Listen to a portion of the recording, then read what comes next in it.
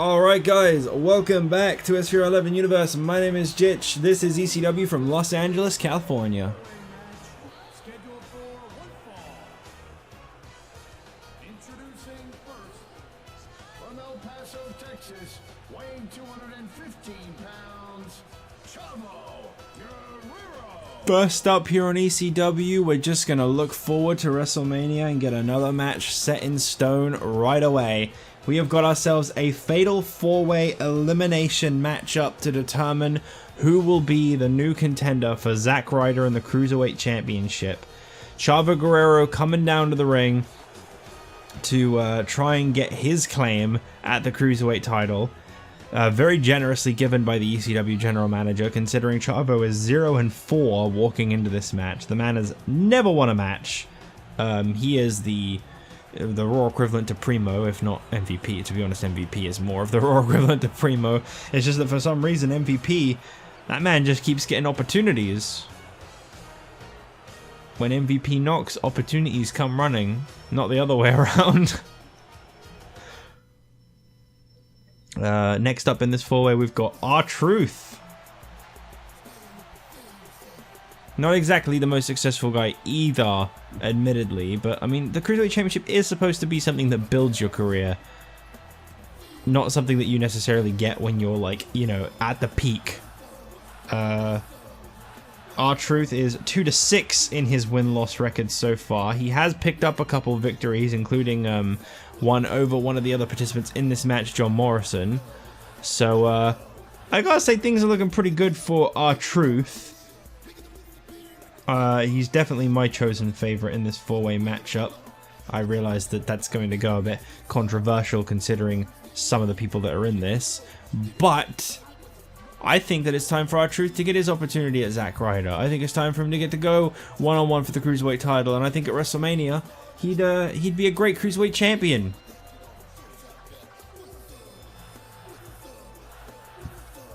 I just don't feel like watching his whole entrance ever, that's all. Other than that, I love R-Truth. Now here's who I'm going to already guess is the fan favorite in this matchup. From Cameron, North Carolina, weighing 236 pounds, Matt Hardy. He has competed in the most matches of the 4 men in this match, but unfortunately that also means he has the most losses. Matt Hardy has won 2 matches in his career thus far and has lost 8. So he's definitely not like the peak guy in this match. Now what's interesting is that other than Chavo, everyone involved in this match only ever holds 2 victories. So that's kind of an interesting factor as far as I'm concerned, to know that each person involved in this match has only ever gotten 2 match wins. It feels a little bit balanced in that sense. But finally, the 4th and final participant in the match, longtime rival of R-Truth, former tag team partner of R-Truth, John Morrison. He is 2-5. For anyone wondering his record, he is 2-5. So he is not the most successful, but he's not the least either. Oh wait, no, he is the most successful. He's had the least amount of losses in 5, whereas R-Truth had 6 and Matt Hardy's had 8. Same amount of wins in 2, and he's actually won something unlike Chavo.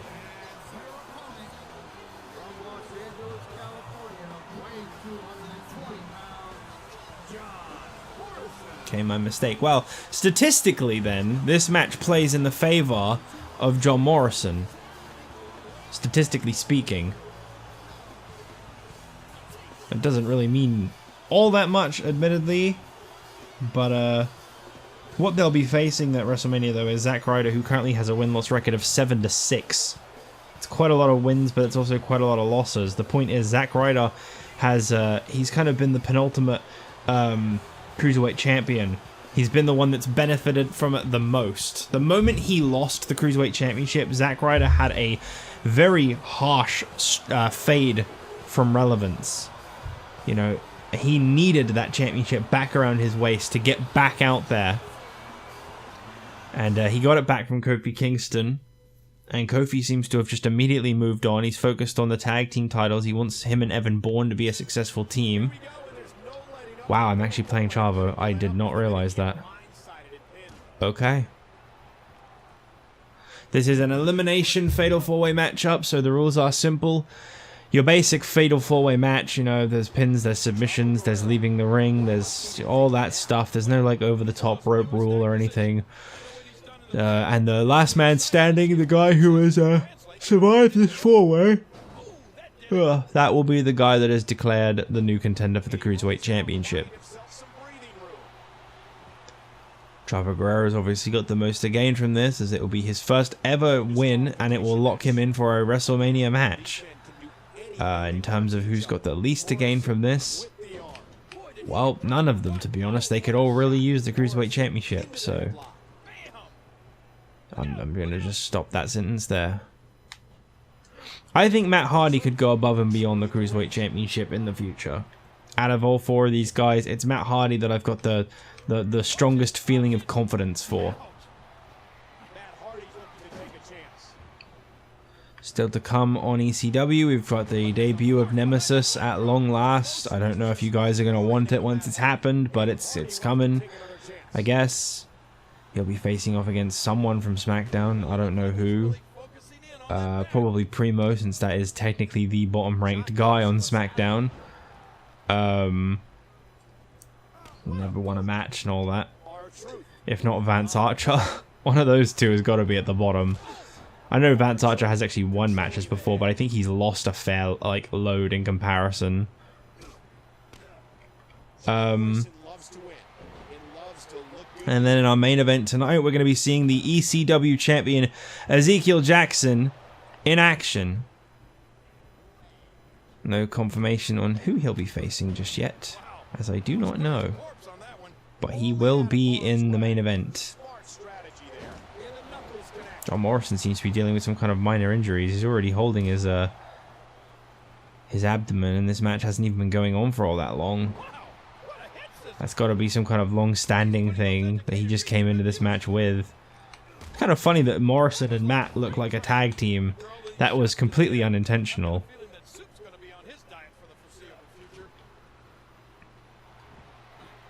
Chavo going to try and get his first ever pinfall. It won't count as a win in the record books, but it is an elimination. Let's say that doesn't actually count as a victory. That won't go down as Chavo's first ever win. It's only the person that wins this match that gets a win in the win-loss columns. Everyone else just gets a loss because they were pinned in the match. It's only the one that comes out and is declared the winner. But the point is, Chavo has now gotten his first ever pinfall.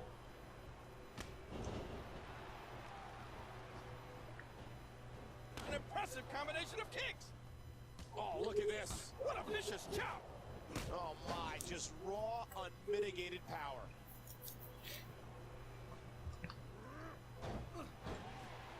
So it's going to be Chavo Guerrero, R-Truth or Matt Hardy facing off against Zack Ryder at WrestleMania for the Cruiserweight Championship. And he gets out of the ring, stopping this assault for the moment. Hardy goes behind. This is going to be big, one way or the other. Oh, nice little combo there. Matt stealing the pin. Well, there you go. This could actually be a big moment for Chavo Guerrero. We could be looking at the end of a losing streak. And in such a high-stakes match, too. My chosen favorite was R-Truth, who is already gone.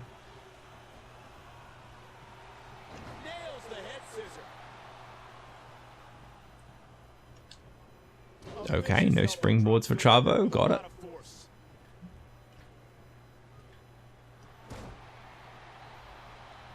I tell you, Matt Hardy's not looking too favorable right now.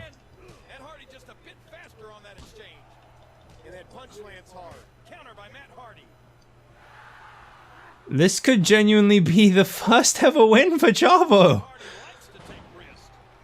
Just can't believe that he could be going to WrestleMania with that win. First time we've ever seen him connect with the frog splash. Chavo Guerrero going for the pin. The losing streak is over. And it couldn't have mattered more. Chavo Guerrero finally picks up his first ever win. And just like that, he's going to WrestleMania. That's actually pretty big. That's a nice victory. He's getting a little bit of fan support. He's getting cheered on. Chavo Guerrero is finally reviving himself. I don't know if he'll be able to overcome Zack Ryder, but, well, that's to be seen. At the moment, though, congratulations, Chavo, on your first ever victory. What a huge one to have achieved. Oh, we are back here on ECW as it's time for Nemesis to make his official debut.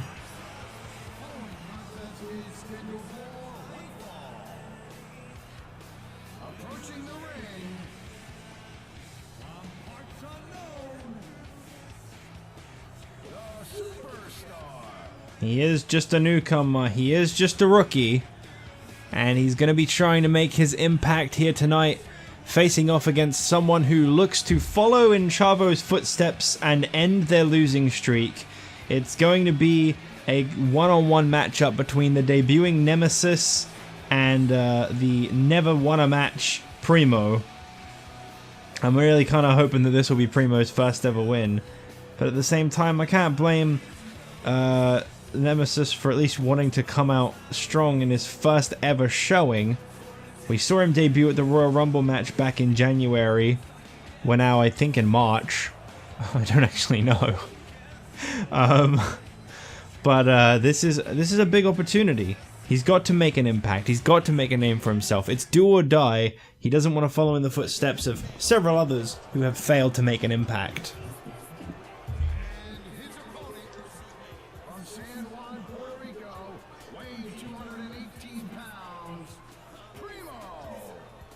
Of course, Primo is, he is a talented superstar. He's very gifted, related to, wrestling legend Carlito, who is nowhere to be seen. Don't even ask where Carlito is. I don't know. We tried giving him a call, we tried giving him a contract, he wasn't picking up. We're hoping he's alright. Beautiful music once more from Primo. Okay, so here we go. Nemesis' debut match, Primo's first attempt at getting a victory. Well, it was not his first attempt, but his highest opportunity. You know, Nemesis is quite a small guy, he's not exactly big built, not exactly flashy in any way, I'd imagine. Just your basic old rookie. If you haven't done it yet, check out WWE.com. You'll find updates and blogs. Straight into the corner. Did bother to make a moveset for him. I don't know how great it's going to be. I don't know if it's going to be on par with what you're hoping for. So, I did kind of half try to recreate the Great Destroyer, half just try to make something new. Oh, that's a kick out. That's a start, I guess.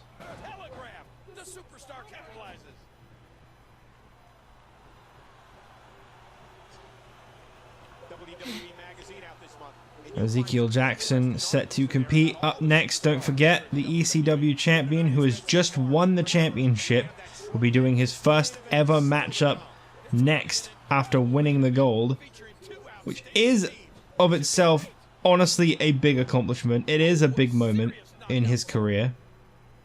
I think perhaps he's hyping it up a little too much, but he's his biggest believer right now. These athletes seem to have tried everything in their playbook. Gotta say, Primo's been looking pretty good in this one. I think we're about to see Primo's first win. Oh, no. Well, I was rooting for you, Primo.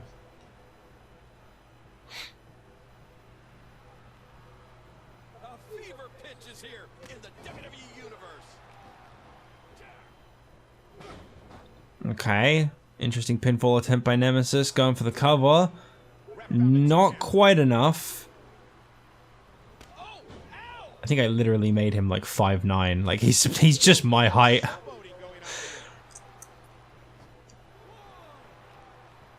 Because I'm looking at him like, wow, he looks tiny. It's just that most wrestlers are actually pretty fucking big.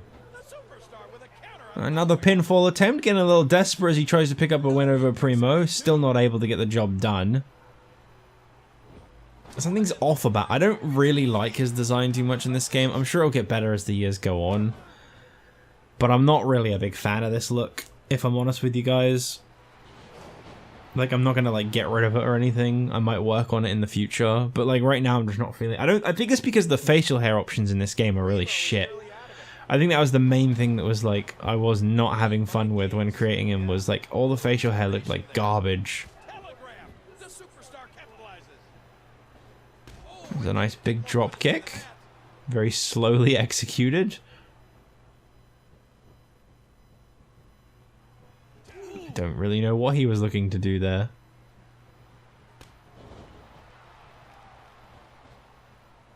Another pinfall attempt. Many, many roll-ups by Nemesis. And that one earns him the victory. So it looks like the newbie gets a win, and Primo is not going to follow in Chavo Guerrero's footsteps anytime soon. He's probably following more an MVP is looking at it. Well, there you go. First ever victory for Nemesis. What the future holds for him, it could be anything from everything to absolutely nothing. We'll never know. I mean, we will, because we'll keep watching. But a decent debut. Didn't really get to see any kind of finishing or special moves from the guy, but I think he did alright. Maybe next time. Either way, there you go. A nice quick victory. As we move on, up next, the new ECW champion Ezekiel Jackson issues an open challenge in our main event. Well, I see that we've already gotten an answer for who's going to be facing off against Ezekiel Jackson.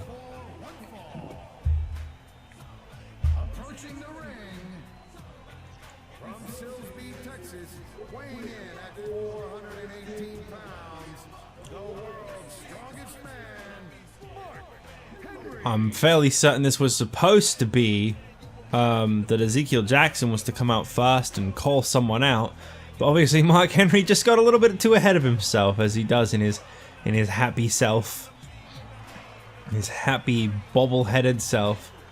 So Mark Henry has come on out, all smiles and ready for this matchup against Ezekiel Jackson, I guess. He's just declared that he can take him on. He wants the ECW champion one-on-one. Oh no. I feel like we're seeing way too much of this lately. Well, once you got the gold, it's all about making an impact, and Ezekiel Jackson's got to make sure that he remains on top by any means necessary. He obviously didn't like Mark Henry answering his challenge too much. Mark Henry is someone just like MVP we saw on Raw this week, losing to Stone Cold. Mark Henry is someone who could really benefit from a victory in his career, who could actually, especially the ECW championship, like that is something that would really, I think, save the career of Mark Henry a little bit. It seems like that cheap shot has not done a lot to hinder Mark Henry and his abilities, so that's actually good to see. He's taking complete and utter control of Ezekiel Jackson, actually. Oh, there you go. Classic Ezekiel Jackson power play move. Shove the opponent down. Flex in their face.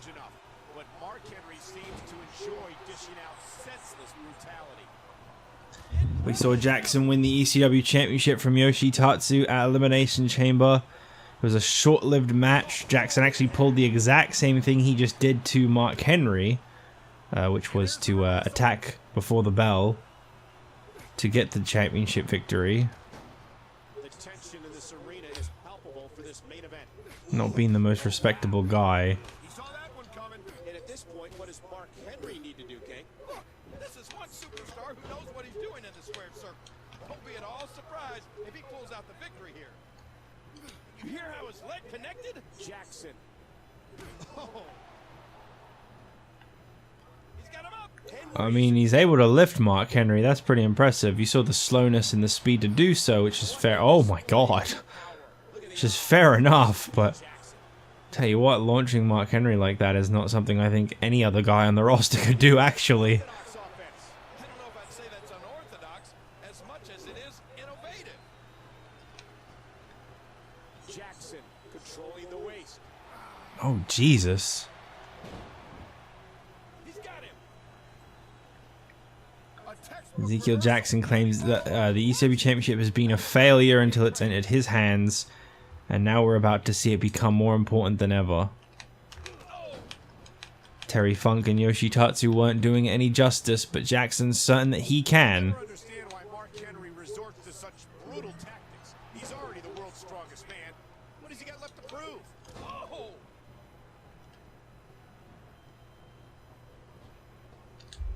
I really expect to see MVP come out here and be in the corner of Mark Henry, to be honest. I gotta say, that tag team is, it's been a little strange as of late. We haven't seen them team up in quite some time, and the solidarity between the two definitely doesn't seem to be there anymore. Oh, did you see that? His body twisting and turning in a sickening way.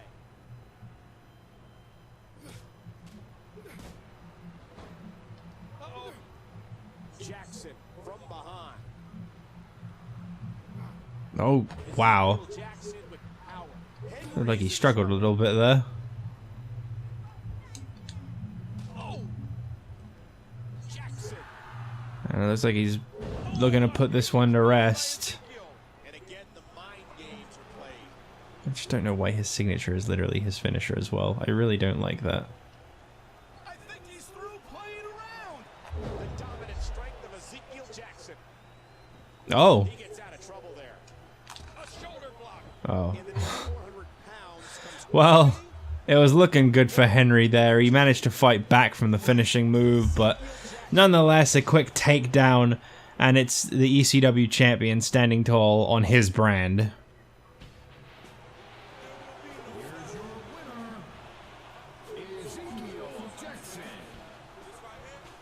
You may not be the biggest fan of him, he may not be the fastest, the smoothest, the flashiest worker, but for those that like a good beat up, a good beat down, a good dominant champion, I think you've got one in your hands, and I don't think he's going anywhere anytime soon. ECW is looking to be the brand of Ezekiel Jackson for quite some time. I respect Mark Henry for being the first guy to take on this challenge. Jackson plans to do this every week. He's just going to call him out and take him down. He doesn't care who he faces at WrestleMania, it makes no difference. But he's just going to keep taking them down one by one every passing week. I'm sure that ECW, as usual, had like next to no effect on the rankings, but I'll have a look anyway. May as well. Get a preview for SmackDown and stuff. All the stuff that won't be happening. I don't think people really watch this part, to be honest. I might stop doing it soon. Because I noticed that like people were responding to stuff that I was talking about in this as if I hadn't said it in this end bit. So I'm starting to think that people don't actually listen to this part. So I might just cut it out soon. Yeah, Ezekiel Jackson went up by 1 in the US title. That looks about the same. Triple H seems to have gone up by another rank. I could have swore he went up to 3 before. Might be wrong. I don't know why MVP is still number 10. I really don't. He's lost 7 matches. Okay, so Shad versus Vladimir Kozlov, no. Absolutely not. No. We're just right back to that, are we? Okay. Good. Well, things you can expect from SmackDown. A lot. See you guys then. Bye.